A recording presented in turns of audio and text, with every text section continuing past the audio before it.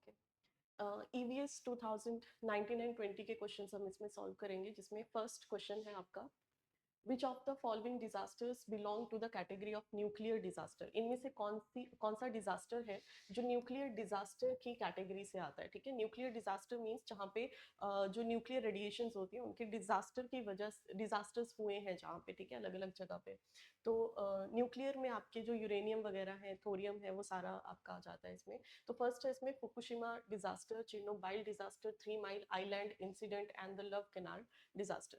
तो फर्स्ट जो है Fukushima disaster, Chernobyl disaster and 3 mile disaster, ये तीनों ही आपके न्यूक्लियर डिजास्टर्स हैं। लेकिन जो लास्ट वाला फोर्थ ऑप्शन इसमें दिया है, द लव कैनाल डिजास्टर, ये सॉलिड जो आपका वेस्ट डिस्पोजल है उसकी वजह से हुआ था।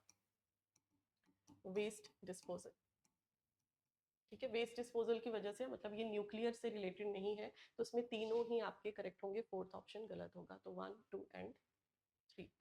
फुकुशिमा डिजास्टर जो है ये आपका जापान में हुआ था, ठीक है, चेर्नोबिल यूक्रेन में हुआ था, और 3 माइल आइलैंड इंसिडेंट जो है वो यूनाइटेड नेशंस में हुआ था। सेकेंड क्वेश्चन है, स्टेटमेंट 1 में दिया है, most of the member countries in the international solar alliance are located between the tropic of cancer and tropic of capricorn. जो इंटरनेशनल सोलर अलायंस हम पढ़ते हैं, सोलर इंटरनेशनल सोलर अलायंस का मतलब है जिसमें सोलर एनर्जी जो कि एक रिन्यूएबल रिसोर्स है एनर्जी का, उसको प्रमोट किया गया है यहाँ पे। तो इसमें जो कंट्रीज हैं या मेंबर हैं कंट्रीज के, वो ज्यादातर कहाँ पे लोकेटेड है? ट्रॉपिक ऑफ कैंसर या फिर ट्रॉपिक ऑफ कैप्रिकॉर्न, ठीक है। ट्रॉपिक ऑफ कैंसर मींस कि जो अर्थ है उसका जो मिड वाला पोर्शन होता है उसको ट्रॉपिक ऑफ कैंसर बोला जाता है।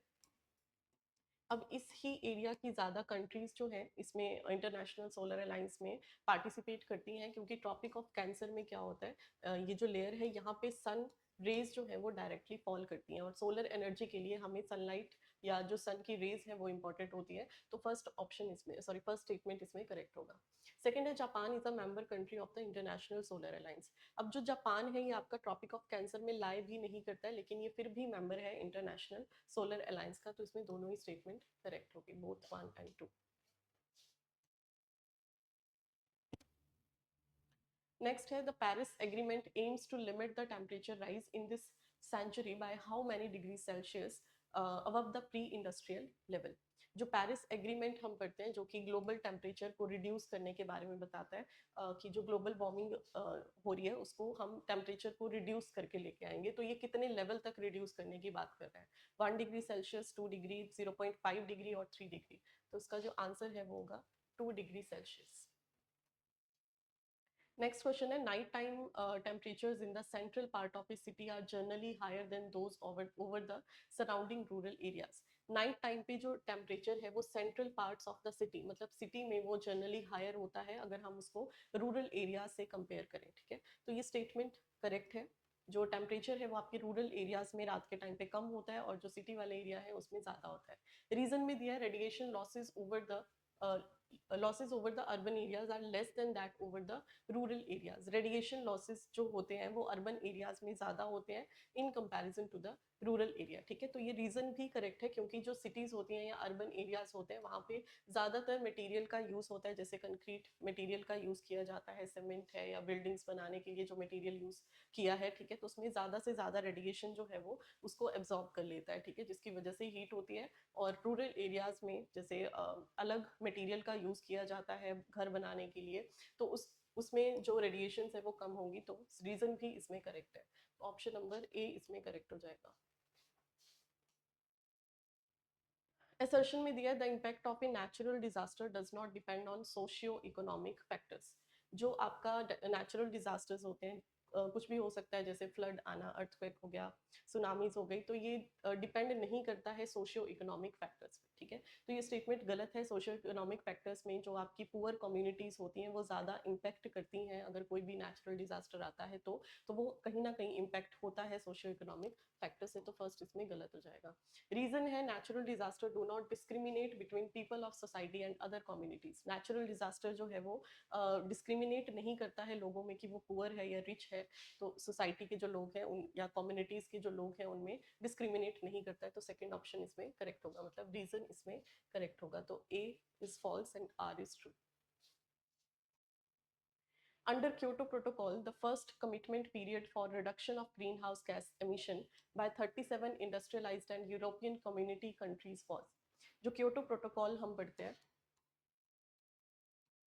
क्योटो प्रोटोकॉल जो कि जापान में क्योटो में हुआ था, ठीक है, और इसका जो पर्पस है या एम है वो क्या था कि जो ग्रीन हाउस गैस एमिशन है उसको कम करना, ठीक है। ग्रीन हाउस गैसेस जो कार्बन डाइऑक्साइड, मीथेन या फिर नाइट्रस ऑक्साइड, क्लोरोफ्लोरोकार्बन, ये सारी ग्रीन हाउस गैसेस हैं, उनका जो एमिशन हो रहा है उसको कम करने के बारे में इसमें बताया गया है, जो कि 37 इंडस्ट्रियलाइज्ड और यूरोपियन कम्युनिटीज कंट्रीज ने इसको साइन किया है, ठीक है।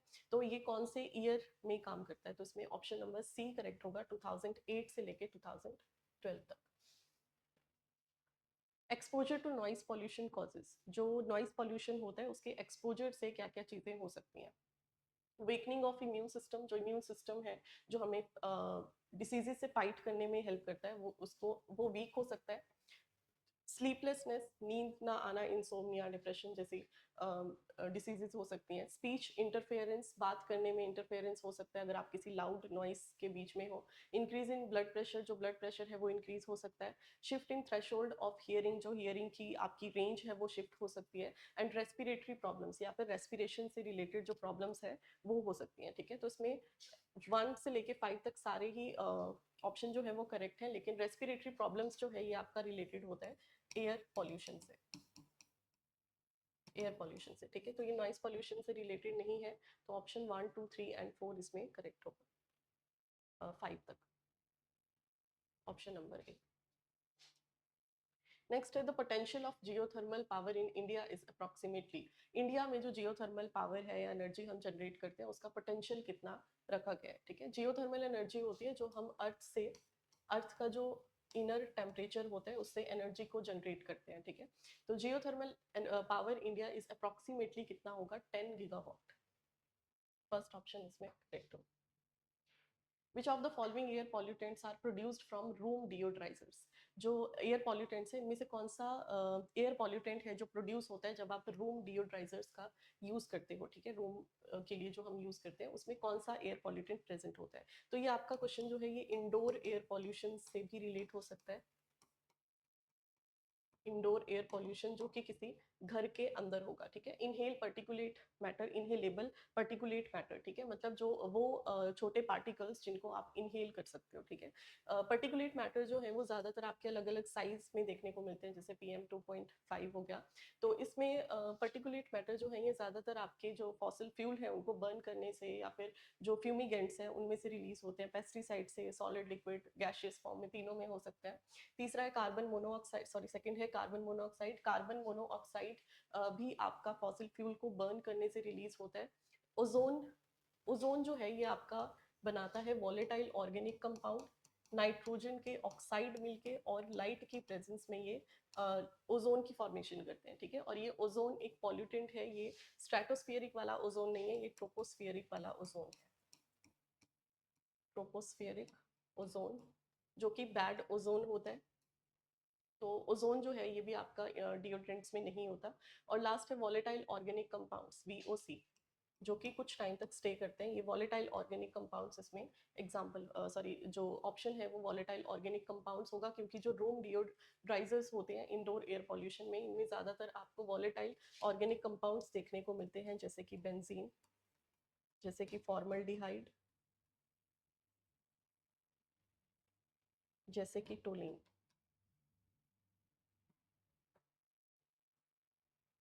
From the following list identify the source of solid waste. इनमें से कौन सा सोर्स है सॉलिड वेस्ट का। सॉलिड वेस्ट जो कि हार्ड होगा, ठीक है, उस वेस्ट को हम सॉलिड वेस्ट बोलते हैं, जैसे प्लास्टिक हो गया, कोई कंप्यूटर्स हो गए, इंडस्ट्रीज में जो यूज होते हैं अप्लायंसेस वगैरह, घरों से जो अप्लायंसेस है वो इसमें आ सकते हैं। तो फर्स्ट है रेजिडेंशियल एरियाज, जो रेजिडेंशियल एरियाज होते हैं उसमें से भी सॉलिड वेस्ट रिलीज होता है, करेक्ट है। ओशियंस, ओशियंस जो है वो उसमें सॉलिड वेस्ट नहीं होगा, उसमें आपका लिक्विड वेस्ट ज़्यादा होता है। इंस्टीट्यूशनल एरियाज, इंस्टीट्यूट जो होते हैं उनमें जो भी अप्लायंसेस वगैरह यूज़ किए जाते हैं, कंप्यूटर, लैपटॉप्स, उसमें से भी होगा। एग्रीकल्चर में से भी आपका रिलीज जो सॉलिड वेस्ट है वो रिलीज होता है, ठीक है, जैसे आपका बायोमास हो गया, उसको बर्न करना, या प्लांट एनिमल वेस्ट हो गया।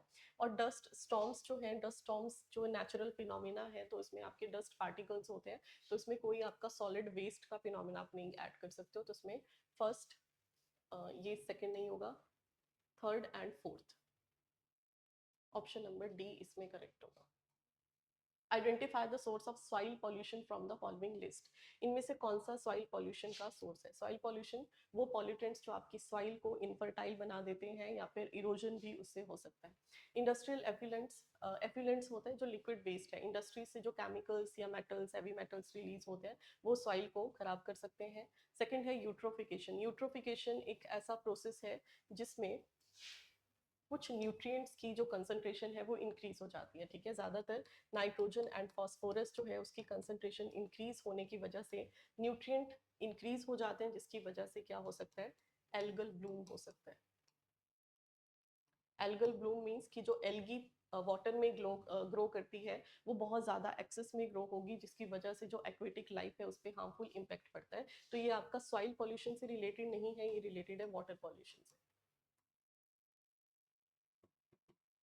थर्ड है unscientific disposal of nuclear waste. Nuclear waste जैसे कि जिसमें रेडिएशंस होती हैं, जैसे कि यूरेनियम हो गया, उसको डिस्पोज अगर आप सॉइल में कर देते हो, लैंड में करते हो, तो हो सकता है। थर्ड भी इसमें करेक्ट होगा। फोर्थ है offshore oil drilling. Offshore, offshore means जो वाटर के साइड में होगा, ऑयल ड्रिलिंग अगर आप करते हो तो इससे सॉइल नहीं वाटर पॉल्यूशन होगा।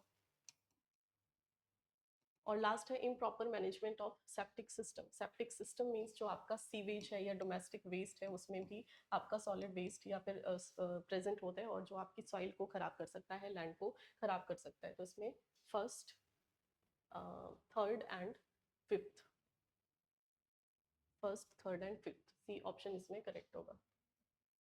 Which of the following statement represent mangrove characteristics as a safety hedge? इनमें से कौन सा स्टेटमेंट है जो रिप्रेजेंट कर रहा है मैंग्रोव की कैरेक्टरिस्टिक को एज अ सेफ्टी हेज, कि वो किस तरीके से हमें सेफ्टी प्रोवाइड करा सकते हैं या एनवायरमेंट को? तो मैंग्रोव जो है ये कौन से ट्रीज होते हैं जो सॉल्ट टॉलरेंट है, ठीक है, सॉल्ट की ज्यादा से ज्यादा कंसंट्रेशन को ये टॉलरेट कर सकते हैं। तो फर्स्ट ऑप्शन इसमें दिया है, the mangrove trees are tall with dense canopies. जो मैंग्रोव ट्रीज हैं वो टॉल होते हैं और उनकी डेंस कैनोपीज होती हैं। तो ये फर्स्ट स्टेटमेंट भी करेक्ट है, टॉल होते हैं, डेंस कैनोपीज है, लेकिन ये कहीं हमें सेफ्टी हेज को नहीं बता रहा है। सेकंड है the mangrove tree provide both food and medicine. ये दोनों हमें फूड एंड मेडिसिन भी प्रोवाइड कराते हैं। मैंग्रोव स्वयं separate the human settlement from the sea. ये ह्यूमन और सी को सेपरेट करने में भी हेल्प करते हैं। The mangrove tree protect vulnerable coast line as the as they hold soil together, ठीक है। अब ये सेफ्टी के बारे में बता रहे हैं हमें, कि प्रोटेक्ट करता है, जो मैंग्रोव के ट्रीज हैं वो हमें प्रोटेक्ट करते हैं वल्नरेबल कोस्ट लाइन से, as they hold soil together, क्योंकि सॉइल को आपस में होल्ड करने में हेल्प करते हैं। तो ऑप्शन नंबर डी इसमें करेक्ट होगा। Which of the following statement about the volatile organic compound are correct? जो volatile organic compounds जो अभी हमने पढ़ा, ठीक है, कि वो कुछ टाइम तक आपके एनवायरनमेंट में स्टे रह सकते हैं, जैसे बेंजीन, फॉर्मल्डिहाइड, टोलीन वगैरह। तो इसमें कौन सा स्टेटमेंट है जो करेक्ट है? फर्स्ट है दे कॉज एसिड रेन। जो वॉलेटाइल ऑर्गेनिक कंपाउंड्स होते हैं वो एसिड रेन को कॉज करते हैं, ठीक है। इसमें फर्स्ट ऑप्शन ही गलत है। एसिड रेन जो है वो बर्निंग ऑफ फॉसिल फ्यूल से रिलीज होता है, या जो थर्मल पावर प्लांट्स है वहां से जो केमिकल्स रिलीज होते हैं, कौन कौन से? सल्फर के ऑक्साइड्स एंड नाइट्रोजन के ऑक्साइड्स, जिसमें sulphuric acid and nitric acid दोनों आ सकते हैं। सेकेंड है दे मे कॉज कैंसर। जो वॉलेटाइल ऑर्गेनिक कंपाउंड्स है वो कैंसर कॉज कर सकते हैं, ठीक है, ये स्टेटमेंट करेक्ट है। कुछ वॉलेटाइल ऑर्गेनिक कंपाउंड्स होते हैं जो कि कार्सिनोजेनिक होते हैं। Carcinogenic means cancer causing agents उसमें प्रेजेंट हो सकते हैं, ठीक है। तो सेकंड इसमें करेक्ट होगा। They play an important role in the formation of photochemical smog. अभी भी मैंने आपको पिछले क्वेश्चन में बताया, जो वॉलेटाइल ऑर्गेनिक कंपाउंड्स होते हैं वो फोटोकेमिकल स्मॉग को बनाने में हेल्प करते हैं, या जो लोअर लेवल की ओजोन होती है, ट्रोपोस्फेरिक ओजोन है, उसमें काम करते हैं, ठीक है। तो कैसे होगा? यहाँ पे जो आपके वॉलेटाइल ऑर्गेनिक कंपाउंड्स हैं नाइट्रोजन के ऑक्साइड्स के साथ मिक्स होके लाइट की प्रेजेंस में, फोटोकेमिकल है मींस लाइट का इसमें यूज हो रहा है, केमिकल इसमें नाइट्रोजन ऑक्साइड है, वॉलेटाइल ऑर्गेनिक कंपाउंड्स है, और ये ओजोन के साथ साथ क्या बना देता है? Photochemical smog. तो इसमें सेकंड एंड थर्ड ऑप्शन दोनों ही करेक्ट होगा, B option correct. Choose the set of non renewable resources. इनमें से कौन से नॉन रिन्यूएबल रिसोर्सेज हैं एनर्जी के? नॉन रिन्यूएबल रिसोर्सेज वो रिसोर्सेज होते हैं जो जिनको आप रिन्यू नहीं कर सकते हो, अगर वो एक बार खत्म हो गए तो दोबारा से रिन्यू नहीं हो सकते हैं, ठीक है। तो फर्स्ट इसमें है uranium, natural gas and soil. First uranium, uranium एक नॉन रिन्यूएबल है। नेचुरल गैस भी है, फॉसिल फ्यूल हम पढ़ते हैं, तीन चीज़ें हैं, कोल है, पेट्रोलियम एंड नेचुरल गैस, तीनों ही आपकी फॉसिल से बनती हैं तो नॉन रिन्यूएबल होगा। एंड सॉइल, सॉइल इसमें रिन्यूएबल रिसोर्स माना जाता है। Soil is renewable resource of energy, ठीक है, क्योंकि सॉइल जो है वो ग्रेजुअली बनती है, बहुत टाइम लेके बनती है, लेकिन दोबारा से रिन्यू हो सकती है। सेकंड है natural gas, uranium and फॉस्फोट। Second option इसमें करेक्ट होगा। नेचुरल गैस, यूरेनियम और जो फॉस्फेट्स है, ये तीनों ही आपके नॉन रिन्यूएबल रिसोर्सेज हैं एनर्जी के। तीसरा है petroleum, uranium and geothermal energy. Petroleum है, यूरेनियम है, लेकिन geothermal energy is renewable resource. Last है शेल गैस। शेल गैस भी आपकी जो नेचुरल गैस होती है, ये सेडिमेंट्री रॉक से निकाली जाती है नीचे से, तो ये भी आपकी नॉन रिन्यूएबल है। यूरेनियम भी नॉन रिन्यूएबल है, लेकिन सॉइल ऑप्शन में है तो डी ऑप्शन भी गलत हो जाएगा। लास्ट क्वेश्चन है hydrofluorocarbons need to be phased out to protect the ozone layer. जो हाइड्रोफ्लोरोकार्बन्स होती हैं उनको फेज आउट कर देना चाहिए ओजोन लेयर को प्रोटेक्ट करने के लिए। तो फर्स्ट असर्शन में जो स्टेटमेंट दी है ये गलत स्टेटमेंट है, क्योंकि क्लोरोफ्लोरोकार्बन की जगह पे ही आपने जो हम है वो रिप्लेस कर देते हैं उसको हाइड्रोफ्लोरोकार्बन से, क्योंकि ये कम इफेक्टिव, कम हार्मफुल है ओजोन को डिस्ट्रॉय करने के लिए। तो फर्स्ट स्टेटमेंट गलत होगा। हाइड्रोफ्लोरोकार्बन जो है उसको फेज आउट नहीं, क्लोरोफ्लोरोकार्बन को फेज आउट करके हाइड्रोफ्लोरोकार्बन को ऐड किया जाता है। रीजन है hydrofluorocarbon have a high global warming potential. जो हाइड्रोफ्लोरोकार्बन है उसका हाई ग्लोबल वार्मिंग पोटेंशियल है। सेकंड स्टेटमेंट इसमें करेक्ट है, ठीक है। ये ओजोन को प्रोटेक्ट करता है, मतलब ओजोन के लिए हार्मफुल नहीं है, लेकिन अगर आप इसका ग्लोबल वार्मिंग पोटेंशियल देखो, ग्लोबल वार्मिंग पोटेंशियल मींस कि ये कितनी रेडिएशंस को एब्जॉर्ब करता है और कितनी हीट प्रोवाइड कराता है अर्थ के सरफेस को, तो इसका ग्लोबल वार्मिंग पोटेंशियल जो है वो ज़्यादा है, ठीक है, जो कि पॉल्यूशन कॉज कर सकता है। तो रीजन इसमें करेक्ट होगा और असर्शन इसमें गलत होगा। assertion is not correct and reason is correct, तो डी ऑप्शन इसमें करेक्ट हो जाएगा।